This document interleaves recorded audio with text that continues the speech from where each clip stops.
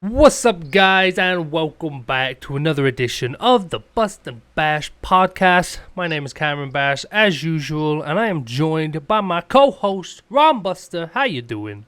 I am doing fantastic, unlike some guys in AEW. Very healthy, very fresh, and we'll be able to talk about that very soon. But yes, thank you for introducing me in such fashion, Mr. Cameron. No worries, no worries. And as Rom alluded to there, we've got a little bit of AEW news to talk about today, as well as a whole plethora of other news, including the current controversy between WWE and their superstars when it comes to services such as Twitch and Cameo. We're going to be talking about AEW and if they could be potentially be putting their roster in danger. And we're also going to be talking about the WWE pay-per-view Evolution, the all-women's pay-per-view, and the possibilities of perhaps there being a second Evolution pay-per-view. Who knows? Right. We'll get to it. And then at the end of the show, we're going to be answering some of your guys' questions that you've submitted to us on Twitter at Bust and Bash. So if you guys want the opportunity on future episodes to have your questions answered by us, then be sure to tweet those at us at Bust and Bash on Twitter. And like I said, we will be answering those at the end of these podcasts. So, with that being said, Rom, ready to jump into our first topic?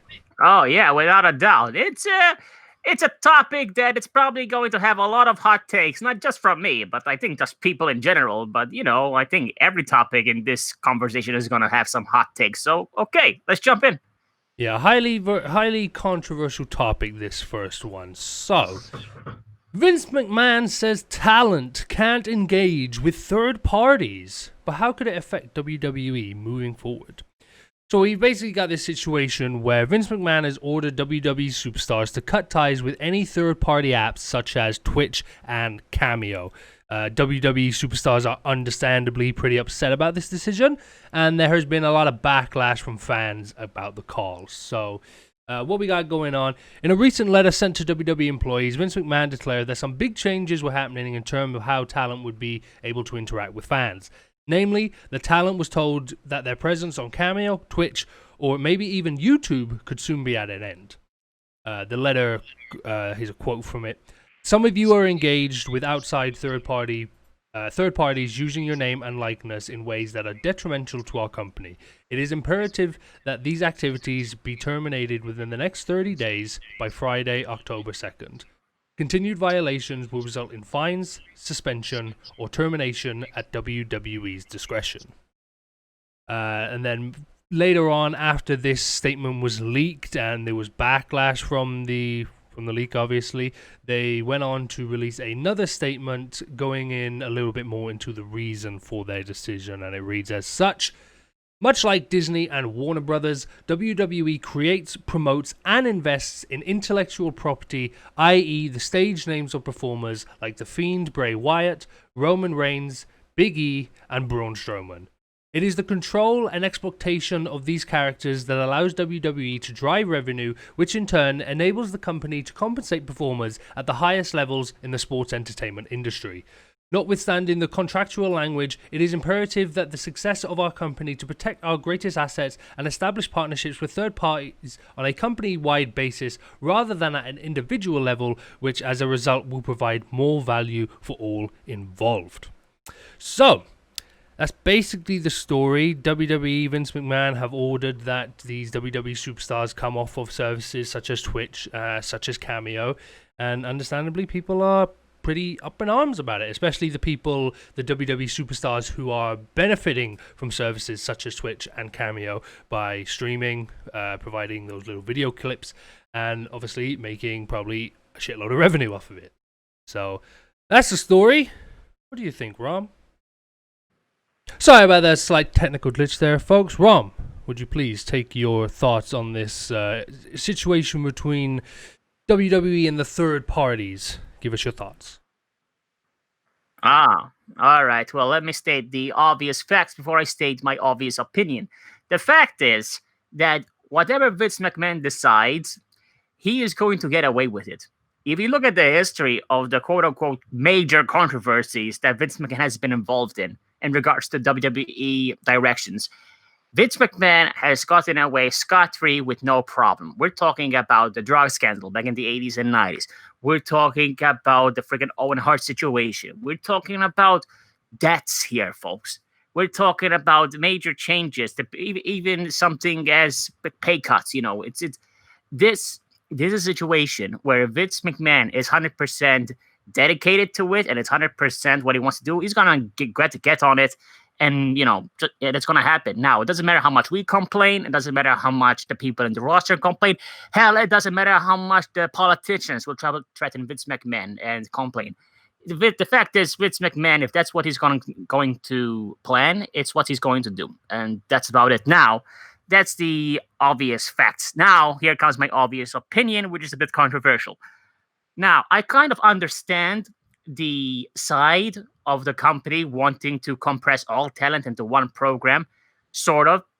However, what I kind of can back Vince McMahon up behind is the fact that there are some people out there, not all of them, but there are some people on the roster who shouldn't be saying stuff that they should be outside of WWE, not just for kayfabe reasons, but I'm talking about just professional reasons. Let me give you an example. When AJ Styles was on Twitch talking about Paul Heyman in a very negative light, that is very unprofessional and also like very, I guess, it's very, I guess, it kills morale backstage at some point as well. It's damaging. So, it's just like not only from a business perspective, but also, like I said, from a morale perspective. If he's going online talking shit about someone, that's obviously going to be something that's brought up in work.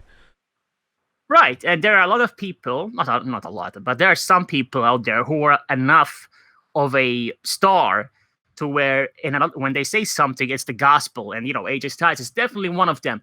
And if the gospel says that Paul Heyman is this, or Vince McMahon is that, or the company is all that, then guess what? It's going to create a lot of bad PR from someone inside the company as well. That's just confusing. That's just damaging. That's just terrible for not just morale, but for business, like you said, Kim. So in that regard, I kind of understand, very much so. There are some people, like, for example, I know Cesaro who does his own shtick, and he literally does nothing to damage the company for it. So you've got some bad apples who are who are basically making other good citizens in the company suffer because of their unprofessionalism. I think that's the case here. Now, like I said before, there are some key aspects like kayfabe. Remember the whole Lana situation with Rusev? First they were feuding, but then they posted on, like, I don't know, Instagram or something that they were freaking married with the ring. Like, it kind of ruined the whole point, and it basically collapsed an entire storyline. It wasn't a good story. There's that stuff that you mentioned with the Lana and Rusev thing, but one of the sort of key details when it comes to this story is it seems as if this decision was ultimately triggered, or that the straw that broke the camel's back was also something that Lana did. And I'm not going to show the video here just because I don't want to get into any sort of trouble, but you can find it. It's probably on her Instagram, and if it's not, I'm sure you can find it online. But it's her doing an ad on her Instagram advertising some sort of energy drink, and it's just her sort of dancing with it, just showing it off, drinking it, just very sort of, I don't know, like just very basic sort of low tier advertising when it comes to these sort of partner brand relationships. And I think just sort of tying into that, if this ad is more on the cheap side, if you will, when it comes to the sort of content that you'll see online, you're also seeing some of that cheapness on the Twitch side of things. Paige, for example, is doing a lot of streams on Twitch.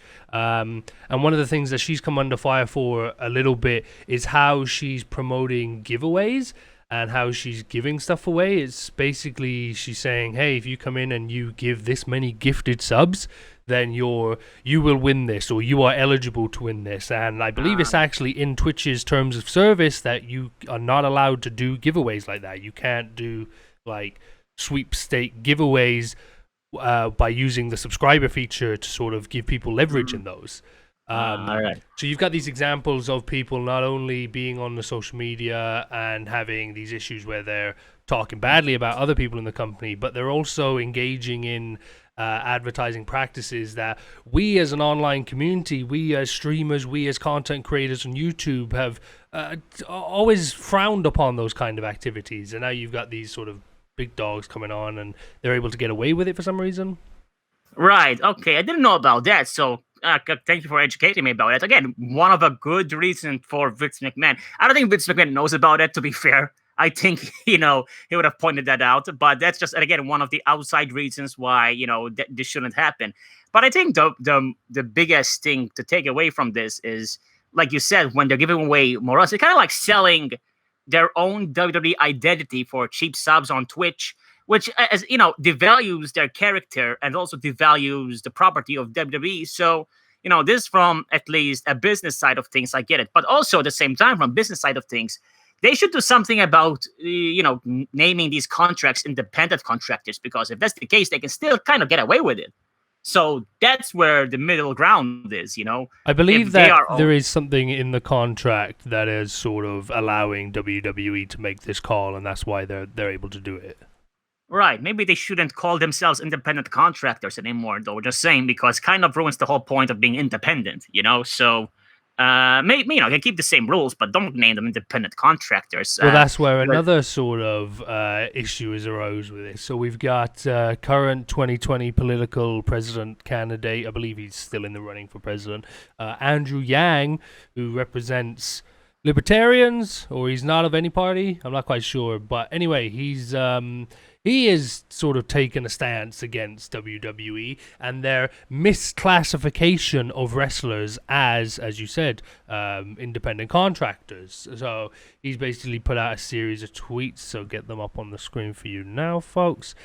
Where he has said along the lines, if I'm not the Secretary of Labor, I'm pretty confident I'll have his or her number to talk about the ridiculous classification of WWE wrestlers as independent contractors while controlling their name and likeness for years, even for something as benign as Cameo. I grew up a wrestling fan, and it's been sad to see so many of my childhood heroes pass away early. I feel better knowing that their families were being fairly treated. I look forward to doing what I can for the next generation of performers. I know how tough it is. Vince, you better hope your old friend Donald wins, because change is in the air and change is long overdue where your corrupt labor practices are concerned. It would give me great pleasure the people know. So, oh God, what does that have to do with Twitch? Well, it's that classification of them being independent contractors, as you just brought up. It's like, if they're going to classify them as independent contractors, can they really then say to them, hey, you can't... AJ Styles, okay, you can't be AJ Styles on Twitch, but can WWE stop him from being Alan Jones on Twitch? Right, but my point is on that Twitch, he brought up debts. Like, okay, I think that was an extra, jab at Vince, just to add fuel to the whole Twitch thing. That really didn't need to be brought up. I think he just wanted the likes and retweets just so he can get the clout to hate on Vince and more and get more attention. I know how this works, especially on Twitter. We know, Camp, so trust me on that. One thing I will say to anybody who's in WWE, do not like or retweet that if you still want your job. Just saying, God dang, stay away from that tweet. But regardless, look, like I said before, politicians, wrestlers, fans, we can cry, we can proclaim all we want. In fact, even Jesse Ventura, who was this close to getting a friggin' union, still, wasn't able to do it because Vince McMahon got, still got what he wanted. So I don't think things are going to change if Vince McMahon decides it. I just think that the best thing to do is to recognize the situation, recognize who's at fault, and then go from there rather than, oh, it's all Vince's fault, Vince the devil and all this. Like, okay, yes, Vince has done some really incredible, controversial things. I'm not going to back him up on that, but you need to be more realistic and find out, like, okay, let's see why.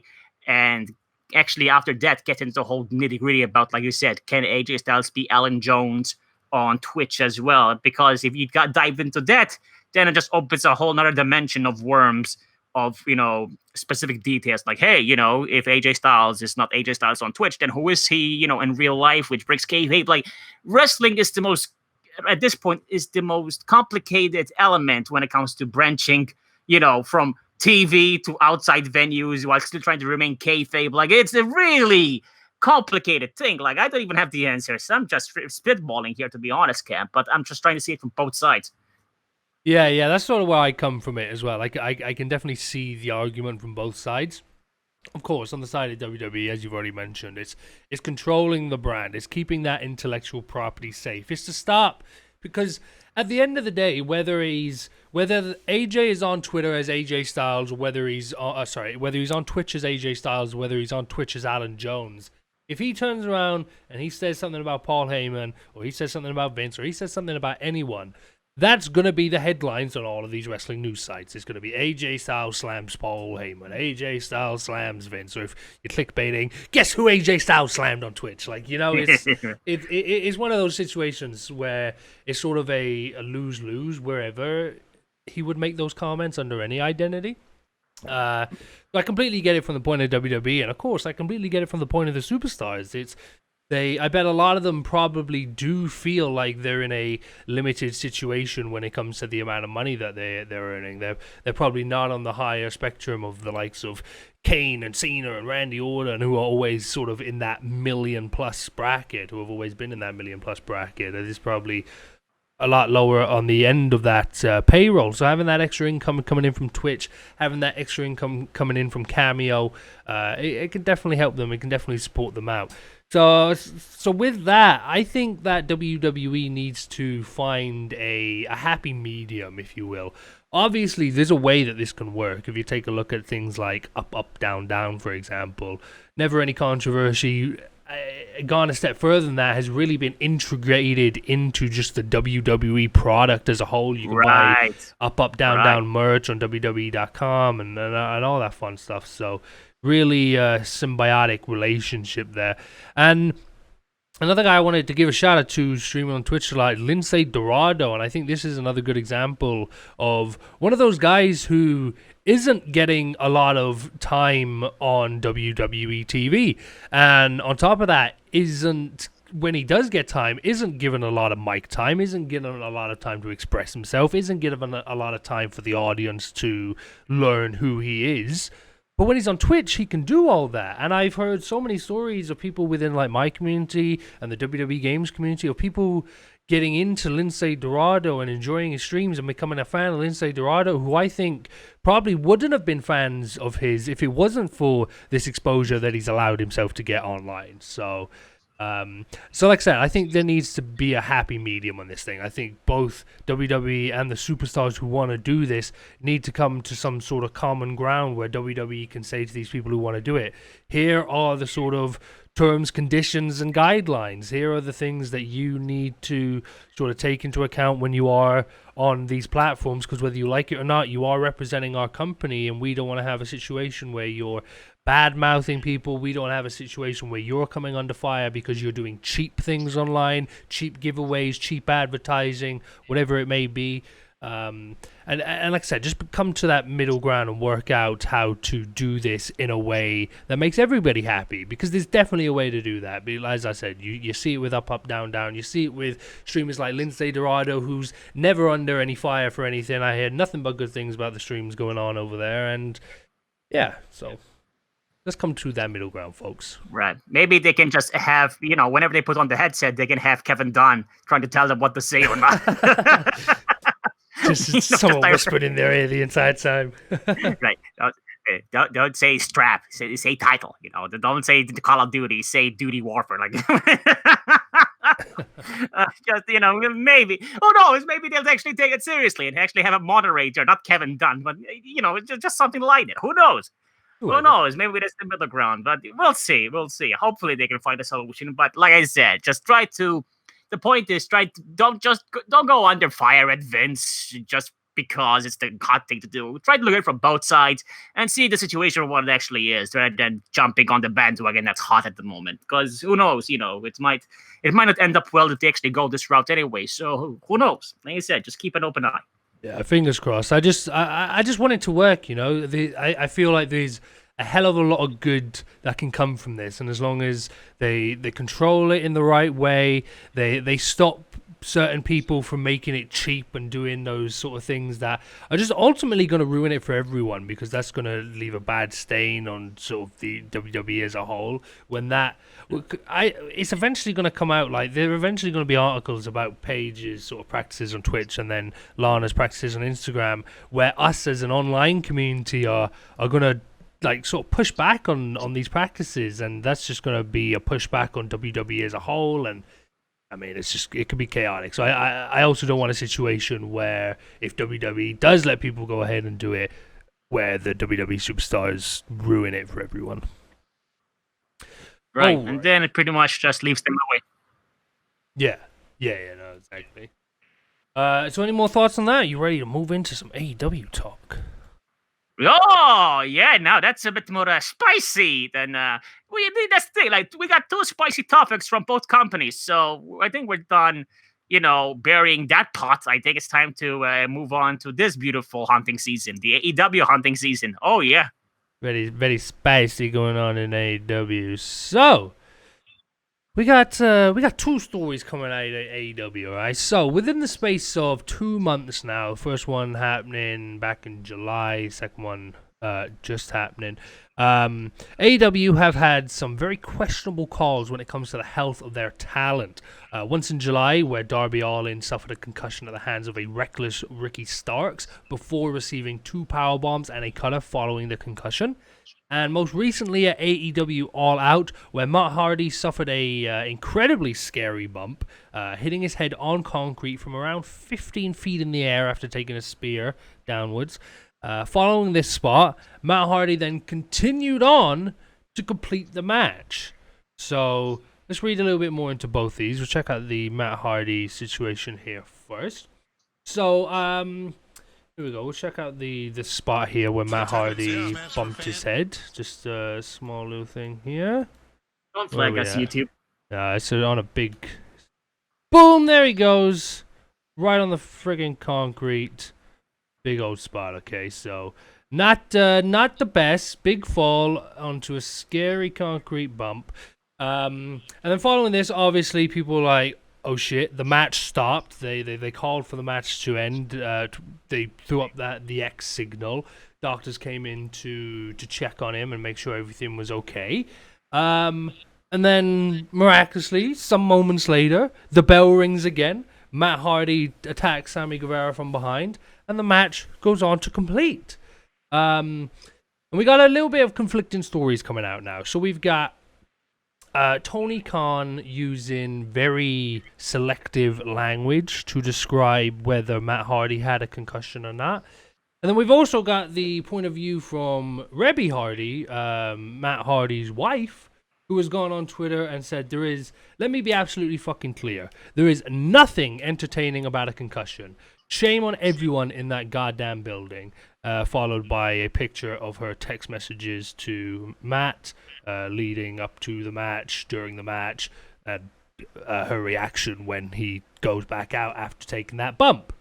Tony Khan has gone on to make various statements, so I'll just, like I said, briefly go on to say he's used very selective language when describing this situation. He's talked about Matt not having a concussion in the present tense, but not necessarily confirming whether he did or did not have a concussion on that actual night.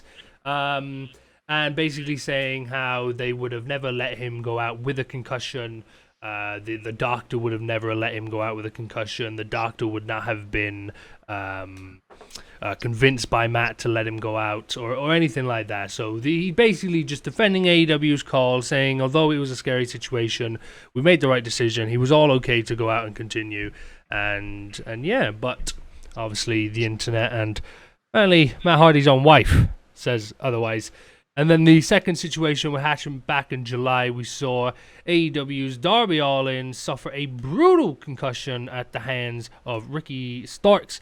He was coming down to the ring. I won't play you this clip here, but he was coming down to the ring. He was attacked from behind by Ricky Starks, causing Darby Allin's head to go into the ring ropes, bounce back of it, give him a bit of a whiplash by the looks of things.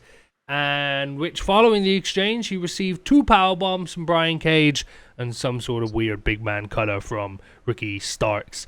But yeah, 2 separate occasions now where guys have had really scary situations happen to them, but AEW have failed, if you want to call it that, to put a stop to what is going on at that time and intervene and make sure that the health of these superstars is taken care of. So, yeah. Is AEW dangerous? Is this getting blown out of proportion? What do you Listen, think? the fact that those are the only 2 incidents in AEW is an actual miracle, because that show, and especially its performers, go out of their way to do all these crazy stuff every second. Like, it's pretty much like seeing the Fast and Furious collection in one match. It's crazy. So just two scary situations. Hey, that's really not bad. Not to undermine it, but that just shows you that some of these guys are actually either crazy or actually good enough to handle their own. So that's number one. Number two, the whole Darby situation is different from Matt Hardy. I'll tell you why. The Matt Hardy thing is worse. The Darby Allin thing. Did the referee know? So Because the match it's very sudden. It's not a match. Darby Allin, Taz and Brian Cage are in the ring. Taz is cutting a promo. Darby Allin comes out to interrupt. As he is approaching the ring, he is hit in the back of the head by Ricky Starks. And you know how AEW's ring is? They have this sort of ramp is level with the ring.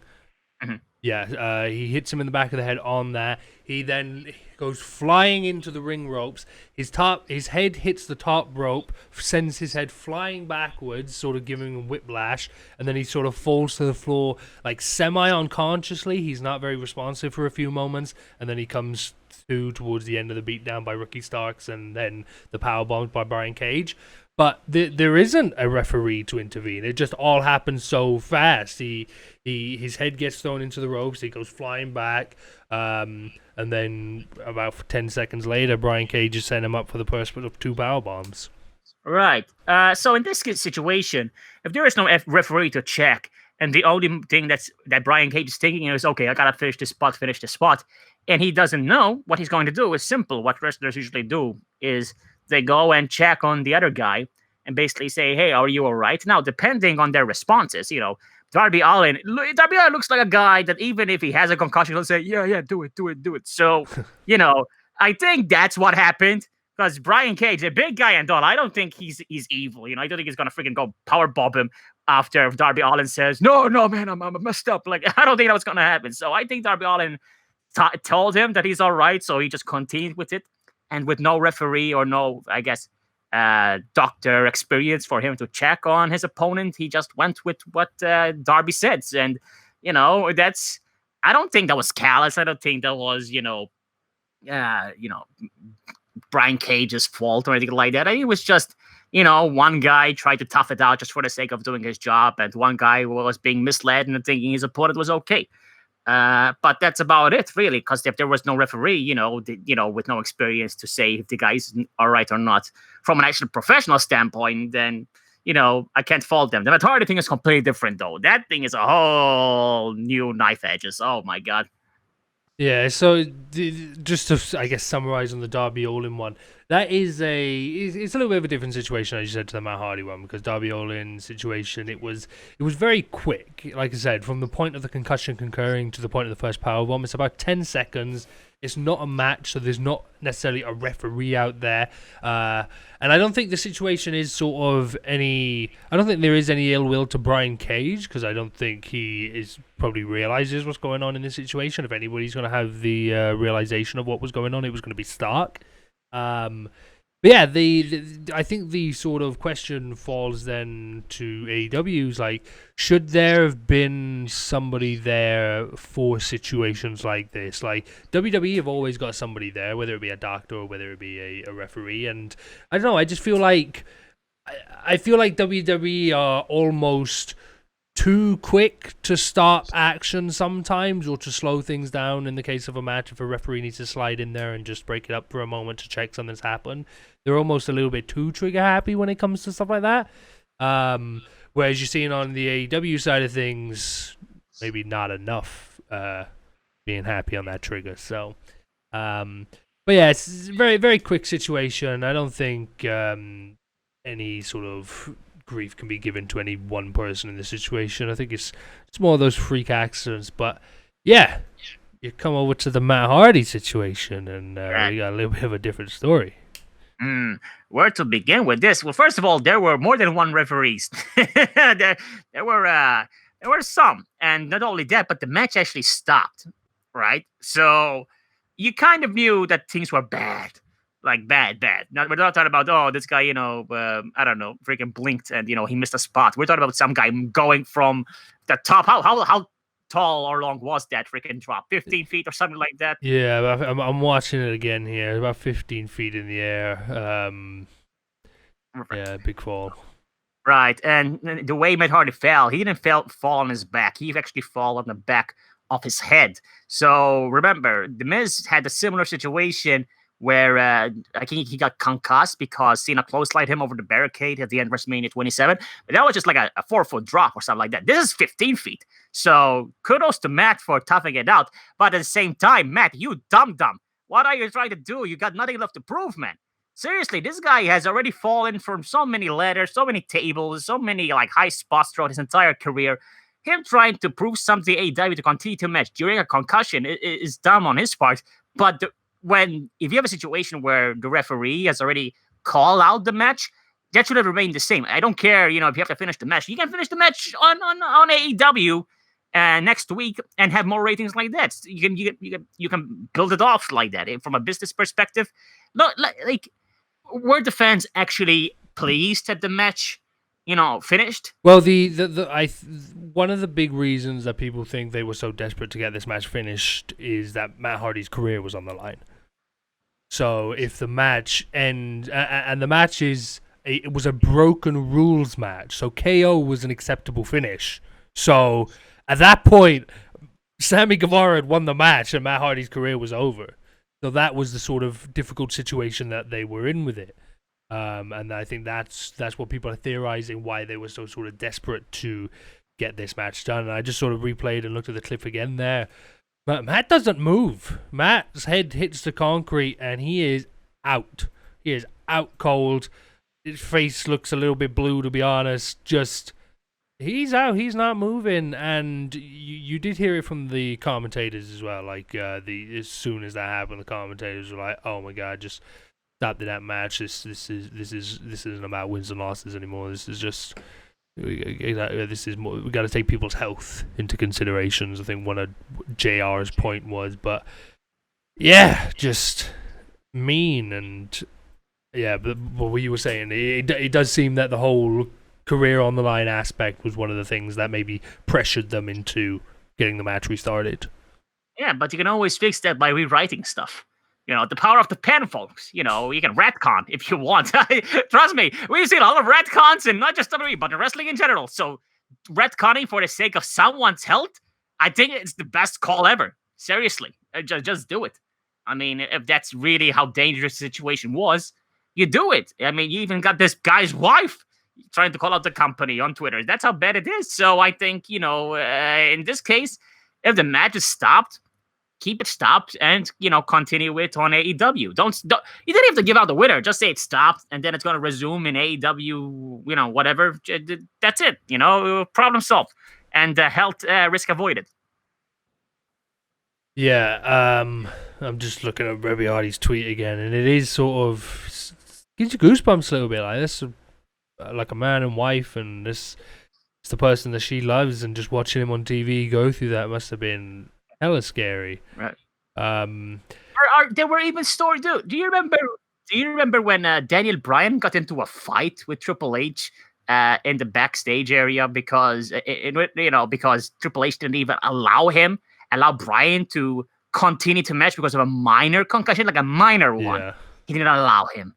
So WWE, and this is the difference between a professional company and an indie company with a high budget. And I'm sorry, but that's the fact. These guys want to have, payoffs just for the sake of payoffs. When WWE literally is all about the health of not only like the company and the performers, but the actual human side of things. So, you can crap on WWE all you want about the Twitch thing, but from the health aspect, now I think WWE has done a massive progress in that aspect. So, give it up to the point where they are so obsessed with the wrestlers' health and mindset that the wrestlers are pissed off. So I gotta tell you, from that regard, better safe than sorry, and that's the right mindset for WWE. AEW needs to stop being high risk and high octane just for the sake of a cheap pop, and just start being more professional, just for the sake of actually maintaining the roster. Do you remember the situation more towards the beginning of AEW's lifespan where they had, what's his name?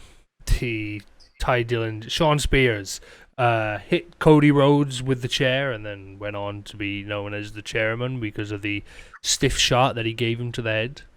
Yeah, but Ty Dillinger, can't find a gimmick, so one accident made him his gimmick. Like he went from something with a 10 in WWE, which freaking that the perfect 10.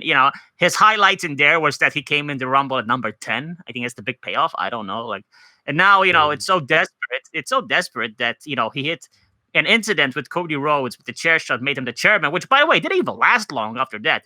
What happened? He didn't even continue with that shtick. So, it's but yeah, I do remember, the whole situation with Ty or Sean Spears, whatever you want to call him. So yeah, it's very reckless. But I'll give them the benefit of the doubt at that area, at that time frame, because they were just beginning. Tony Khan was still dipping his toes in the wrestling bathtub. So, but after a year and a half now, there should have been. I mean, I don't even need to be in the wrestling biz for a year and a half to know you should stop a guy from falling for 15 feet in the air and stopping the match. I think, any dum-dum can actually point it out and say, yeah, no, we should stop it. And, we'll think about writing stuff for the next show. That's it. Yeah. I don't know how they could have seen what we all saw and within a matter of minutes make the call that he was okay to go out. I can't see how they would have been cool with that. Like, that dude was out cold. There's no way that that should have gone on. Like, thankfully, nothing serious happened from there. But man, this could have been a hell of a lot of worse story than it already is. And right. I just hope it's something that AEW's learning from. They seem to learn a little bit from the Cody Rhodes situation. They seem to be less purposeful in moments like that. Although bloody Darby Allin jumping off top of a ladder onto a skateboard is something else. But like I said, these guys are high. It's a car crash, and I'm telling you, that's why. No matter how many times people tell me, "Oh, you gotta watch AEW. It's the hottest thing right now." I'm like, yeah, well, I mean, if I want to see people shorten careers, I'll watch that, I guess. But if I want to watch entertainment, I'll go watch Disney Channel. There you go. I'm not gonna say I'm gonna watch any other wrestling program, because right now, like I said, I watch wrestling because of the stories, and right now there are none. And because of the whole pandemic with no crowd, it's very hard to watch it as well. So, that's why I say, if you want to watch some entertainment right now, go watch something else. Get inspired by something else, which leads to a whole different topic. But you know what I mean. WWE is it's better safe than sorry mentality. AEW, go wild, brother mentality. So please, try to find a better balance, Mr. Khan. Do it, Mr. Khan. Do it, please. You got the money. Yeah, you got lots of money. Yeah, goddamn billions. Jesus, man. Ted Turner be damned. Alrighty, moving into our next topic for this evening. Evolution 2, where is it? Sasha Banks wants to know. During a recent appearance on Devon Dudley's podcast, Sasha Banks was asked the question that many fans have been pondering for coming up for 2 years now. When will Evolution 2 take place? She went on to say, where's Evolution 2? We've been waiting for it, and I know the fans want it. I'm dying for it, because you also saw a lot of matches that you would never see before. And I think that's really awesome to see, especially as the women's division keeps on growing. Yeah, that's pretty much that. And then other people have got on board. Beth Phoenix, for example, getting on board. It's been a minute, so hashtag Evolution 2. And the ball is sort of really rolling now, I guess, and a lot of people are just getting on the board with the idea of an Evolution 2 event, and it seems like people want to see it. Is that something you want to see, Rob? Oh, yeah. Well, listen, it's come to a point where we say something's going to happen in this podcast, it happened. We called the whole Bailey thing with Sasha. Yep. We called the freaking 2K servers being up. I'm telling you, we are going to be calling left, right, and center now. So now, if Evolution 2 is coming, then I say it's coming, man. And you can freaking bookmark it here. Not only is Evolution 2 coming, but I think one of the headlining stars of Evolution 2 is going to be Michelle McCool. Oh, that would be amazing. I think after the sort of years that she's had being more involved with the WWE product and having just that spotlight reintroduced to her through the Last Ride documentary, The Undertaker, and the sort of breaking down of the kayfabe there and introducing her as a sort of more real wife of The Undertaker, I could definitely see them having a storyline there that they would want to capitalize on and have Michelle McCool come back and just have some sort of feature match.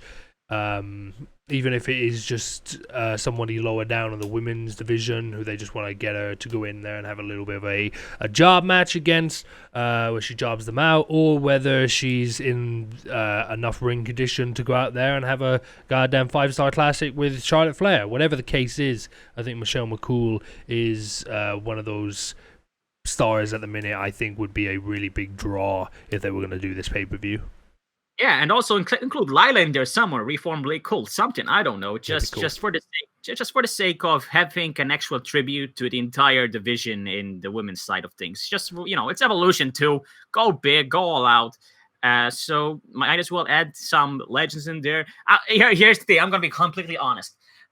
Michelle McCool in that era is one of the very few exceptions of women's wrestlers who actually wrestled really well. Yeah. So, don't bring every single one of those past tributes just to show them on camera for a segment. Go ahead, absolutely. But for a wrestling ring, trust me, especially now after they've been gone from the ring for so long, don't do it. I would say build up and use the actual roster of actually large, talented females that you have right now. Speaking of large, the entire tag team division is freaking destroyed now. Freaking Sasha Banks and Bayley's gone. The Iconics are all gone in a span of 1 week. How can you? There's only 2 title matches, I think, at this point that actually matter, which are the women's championships from both brands. After that, what you got? You can't put the tag team championship on the line because you only got 2 teams left. So legit. So what's gonna happen? What's up with that? Is Bray Wyatt gonna be there with Alexa Bliss now and get a man in a women's pay-per-view? What's going on?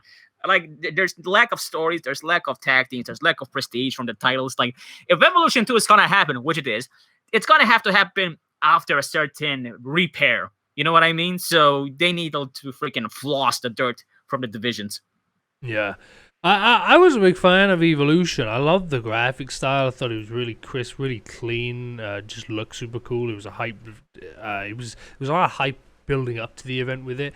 And then the match card itself was pretty interesting. You obviously saw NXT get featured in a big way. You saw Shayna Baszler versus Kairi Sane, which was a very good match on the show. That was for the NXT title. You also saw the NXT UK Women's Championship get defended. Rhea Ripley versus Dakota Kai. And then you saw matches such as Becky Lynch versus Charlotte Flair in the last women's standing match, Ronda Rousey versus Nikki Bella. You saw Trish Stratus and Lita team up to face Mickie James and Alicia Fox. So a lot of interesting stuff went into that pay-per-view. A lot of interesting dream matches that only seemed to be able to work because they had that platform. And the 2 years now since we've had that event, they've not really been able to shoehorn in too many big dream women matches that feel epic. And if it takes Evolution 2 as the platform to be able to do it, then I'm all for it. Because like I said, just off the face there, Ronda Rousey versus Nikki Bella, Becky Lynch versus Charlotte Flair, Shayna Baszler versus Kairi Sane, and obviously Trish Stratus and Lita re-teaming up. That's, on its own, is just some incredible headlining things. And this was, for many reasons, one of those pay-per-views that you just remembered after the fact. Right. And you mentioned all these roster members. You understand that half of these women aren't even there anymore. So I think that could be the reason why they're stalling for Evolution 2 because they want to build up. Maybe that's why they had Bailey now betray Sasha Banks so they can have Sasha Banks versus Bailey 4, but this time with the roles reversed, for Evolution. Maybe they're trying to build up.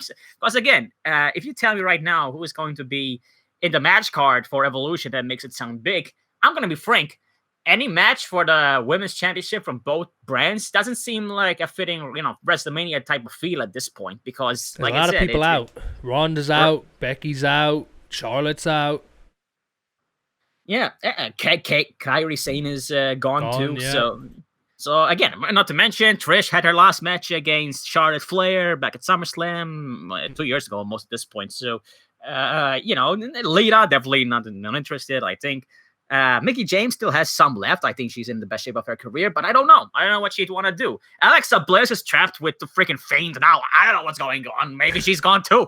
So just the tag team division is a total disgrace. I don't even know what to begin with that. So maybe that's why they're holding out on the event, but it's gonna happen eventually. Just like I said, it needs the right momentum. It needs the right stories. It needs the right people.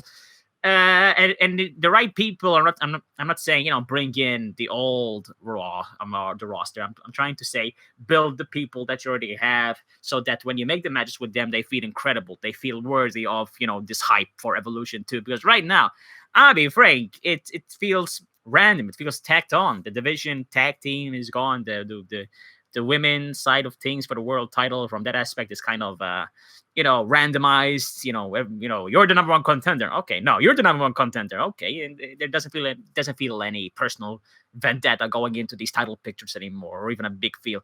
So maybe they'll be waiting for it when the time comes for Evolution 2. Who knows? Yeah.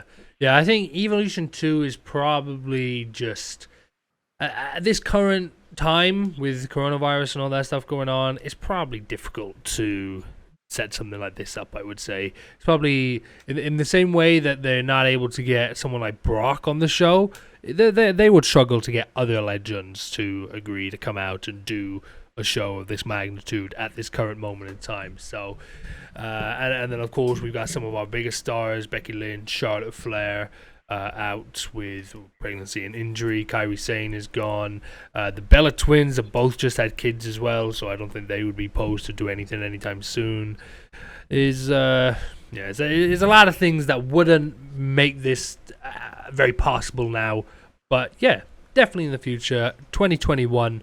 As soon as this is all over and done with, let's get Evolution 2 going. October 21. You heard it here first, folks. And bookmark it, because it happens. This podcast, we bring things to light whenever we say it. So there you go. Bring me to life. All right, guys. That is it for our topics this evening. But before we go, like I said at the beginning, we got a couple of questions here that we're going to be answering from you guys. And remember, if you guys want to have your questions answered by us on this show, make sure to tweet at us at Bust and Bash on Twitter with your questions. And yeah, we will we will answer them on the show.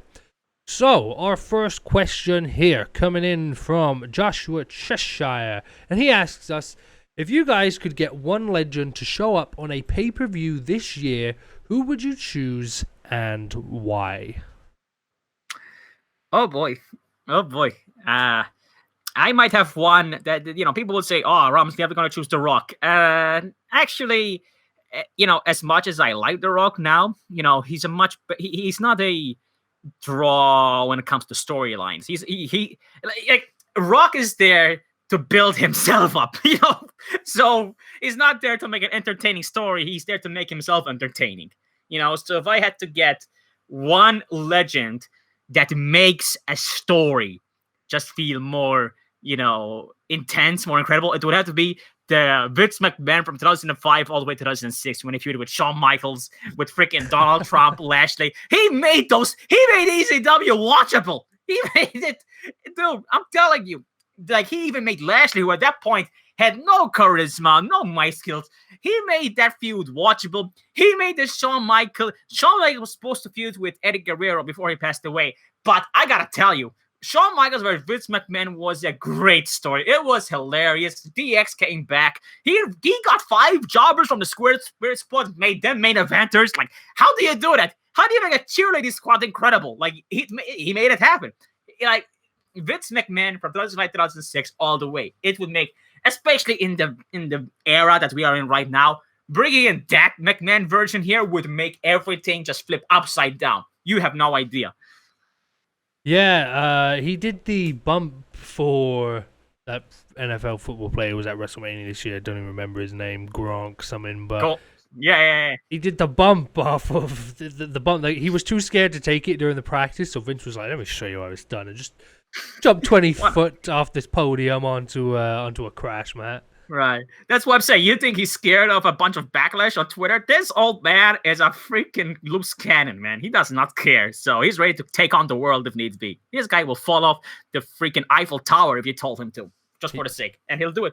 He's definitely still got it. And I think whether it be Vince or whether it had been Triple H and the Authority or whether it had been Shane or anyone, I'm a little bit surprised that there wasn't any sort of authority or just faction-based storyline during this Corona era. I feel like it would have been probably something that would have been quite well-fitting. I guess Retribution was the example to that, but I mean, we talked about that last episode. But yeah, Vince McMahon's not a bad one. Classic Vince. If I could pick one legend to come back, I guess, I know we've already seen him this year, but I'm just sort of thinking in terms of the current climate, who could be available, who would be willing to be available and come work a little month-long pay-per-view program. And that'd probably be John Cena. And it's always fun, it's always entertaining, and I think he would look awesome inside of that Thunderdome with the screens around him. I just think John Cena always brings an energy that's unmatched by anybody else, and if he was to pop up at another pay-per-view this year, I would not be upset about that. Oh yeah, no, I think Cena. I think people are missing him now, and they're regretting hating on him because I'm gonna be frank, man. I used to be one of those like edgy edgelords, like, oh, Cena sucks, like, just CM Punk or Edge all the way. But when Cena left, like, it removed the soul of these matches. Like, you barely hear the closest thing to actual like level of authenticity was when Roman was in the building. But even then, Roman was not John Cena. I'll put it that way. And I think when people saw that WWE was trying to make Roman Reigns the next Cena, they kind of felt like, wait a minute, there's only one John Cena here. We're gonna only cheer for John Cena. Like that's why they actually had them fight. I think and to actually, say nope, Cena's old now. Roman's the new king, and that didn't go well either. So, I'm just saying, man, we you'll miss things when they're gone, and we definitely miss Cena now. I definitely regret, hating on him for all these years, knowing that every single time he stepped on a pay-per-view and actually made a feud incredible. Like he even made something as basic as The Miz feel incredible, So he even made R-Truth. Remember R-Truth when he had the whole freaking little Jimmy shtick going on? Yeah. Like he even made that work. Like he even made Khali work. Khali! He made it feel incredible with those two matches at Judgment Day and that One Night Stand 2007. Cena, man, unbelievable. One of the best workers, if not the best workers of the Ruthless Aggression era, at least. So definitely miss that guy. Yeah, it baffles my mind that so many people are like, Cena can't wrestle. It's like, damn, he probably knows how to wrestle better than most of your indie darling favorites. And it's true. He keeps things so basic. It works. It gets a reaction. And yes, it was the same story. Cena wins Law. But you know what? I remember every single time Cena wins Law. I don't remember anything that's happening in WWE right now. So, do you remember the Cena era? Yes. Can I remember the Seth Rollins era? Not really. Like in 10 years from now, they're going to say, oh, remember Seth Rollins? Oh, wasn't he that one guy that cashed in at WrestleMania? That's all. When you say Cena, in 10 years from now, they'll remember everything about Cena. And that's the main difference between WWE right now and WWE back then. It's like they make things just, oh, that'll do, without planning. But back then, they would have a craftsman idea. Even if fans were neglecting the story, at least they will remember it. Just like we remember Daniel Bryan winning at WrestleMania 30. We don't see it anymore now. We don't see long-term story planning, but I'm just getting into a different topic. But yes, Cena. Bring back Cena, along with Vince. Vince McMahon and John Cena. Perfect. Book 'em. 1v1 TLC this year. Yes. Oh, God. And as long as Vince McMahon takes all the bumps, I'm in. You gotta do it. You gotta do it. Oh yeah. All right, our second question for this evening comes from Sava Sana on Twitter, and he asks, how far ahead have you guys had to plan for your shows when it comes to storylines? So, more of a car-based question, if you will. So, storylines, how long have we planned in advance? We've done this together. Mm-hmm. I know... I'm, Go. I mean, listen, let's be frank. Years. Literal years. Definitely is. So we're talking about, okay, we know. So after Anniversary 3 was done, we were talking about the main event of Anniversary 4 and the matches that were going to co-main event it.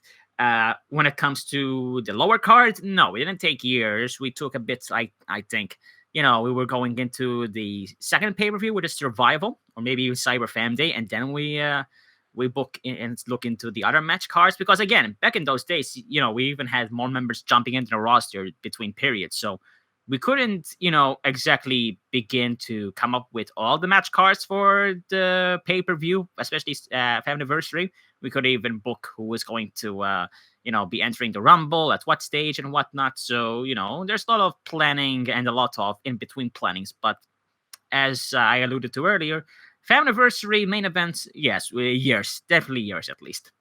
Yeah.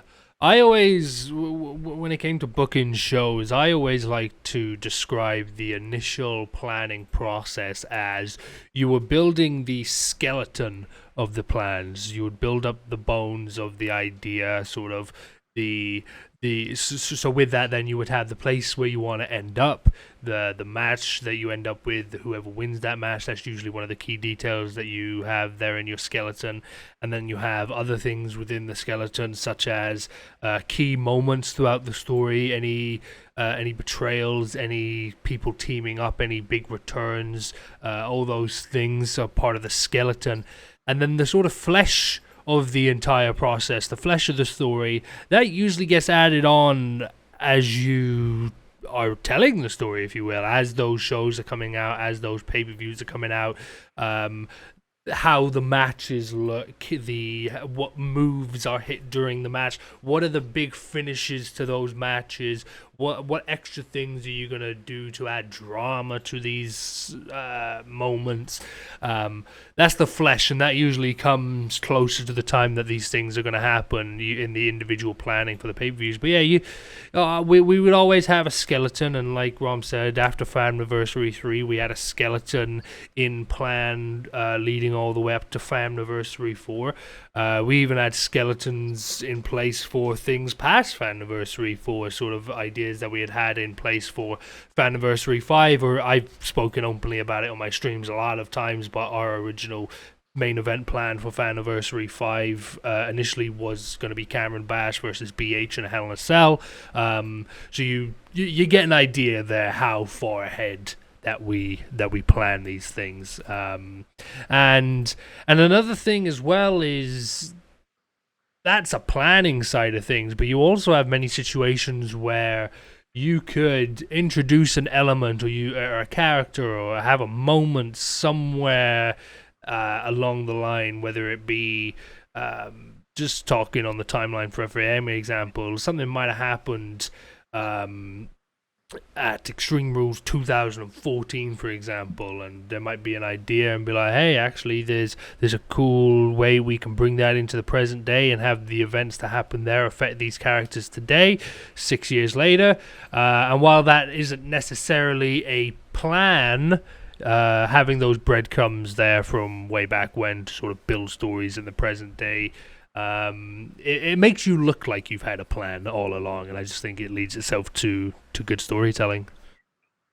Yeah, foreshadowing, and I love it. Planning the season, foreshadowing is always like a big aspect, even if the seeds were not intentionally planted, but we're gonna use them as seeds, like you pointed out. Yeah, that's great. That goes with everything, honestly. That not just wrestling or car. That just goes with every drama, every TV show, every movie. I guarantee you, when they made Captain America and they had Red Skull pop out from the sky, at Endgame, they weren't planning for him to being like a gatekeeper of some sort. I guarantee you that. So, Yeah. they just used that, and then continued it afterwards as like, oh, we had a plan all along. This is where he was. Like, nah, man, we know what you did. Trust me, we know. But it's cool that you did it. Like, as well as the Fast and Furious. I don't know if you watched them, Cam, but how's that at Tokyo Drift? Quote unquote was done by I forgot, but Shaw, I don't know if it's Sam Shaw, but the freaking character played by I forgot. God dang, but Shaw's one of the bald Rock, guys, right? No, Statham? That's Jason Statham. Statham. So Ha was killed by Jason Statham, one of the Shaw brothers, and I can guarantee you that wasn't the plan. Tokyo Drift was freaking recorded back in 2005, and Fast and Furious 6 or 7, I forgot what part Jason Statham was there, but it was recorded 10 years later. And I doubt the writer said, oh yeah, this is what we had planned all along 10 years ago. How was killed by Jason Statham character, who was never introduced to begin with. Like, nah, trust me. They just make the whole thing seem like it was all connected, but originally, we had no idea. So there you go. Yeah, so to answer your question, storylines, if you want them to be good, you want them planned out, and just sort of with what we do here on YouTube, production usually takes a little bit longer than it would otherwise do in real life. So to add the best storylines, if you want to write it all as one thing, not individual pieces, make it up as you go along, because then you're not going to have coherent sort of themes running throughout the entire thing. But yeah, just because of the nature of how long things take, you will plan a storyline out, and then just naturally it might not happen till 3 years later. But yeah, it's just one of those things. But yeah, you want good storylines, plan them out, kids. There you go. That's simple. Just have your structure and have a game plan which everyone agrees upon, and that's it. Maybe add elements later, but that's it. Years, man. It's patience. It's years. Just because I think of something, it's gonna happen next show. It's not gonna happen. Absolutely. Alrighty, guys. That's going to do it for this episode of the Bust and Bash podcast. Remember, like I said, if you want us to answer your questions, you can submit them to us on Twitter at Bust and Bash. That's BUSTANDBASH. Tweet us with your questions, and we'll take a couple of them and we'll answer them at the end of each show. So, Rom, got any closing words before we head off? Basically, keep on sending us your questions. Keep on sending us very hot topic questions, because trust me, a lot of people like to hear our controversial opinions, because sometimes we're not we're not with the crowd, and people need to listen to us, because we're the gospel, just like AJ Styles on Twitter, so listen to us. Exactly. Alright, guys, you could check our links out if you're watching on YouTube right now. We got Rom's links up there, we got my links down there, and if you're watching us on Twitch, you can see all of our links just below here. So make sure to check us out, follow us on Twitter, subscribe to our channels on YouTube, follow us on Twitch for all this amazing, beautiful content that you enjoy so much. And yeah, guys, we'll see you very soon for another edition of the Bust and Bash podcast. Thanks. Watch Evolution actually happen and be announced next week. Oh boy, of course. Alright, guys, thanks very much for watching. See you next time. Peace.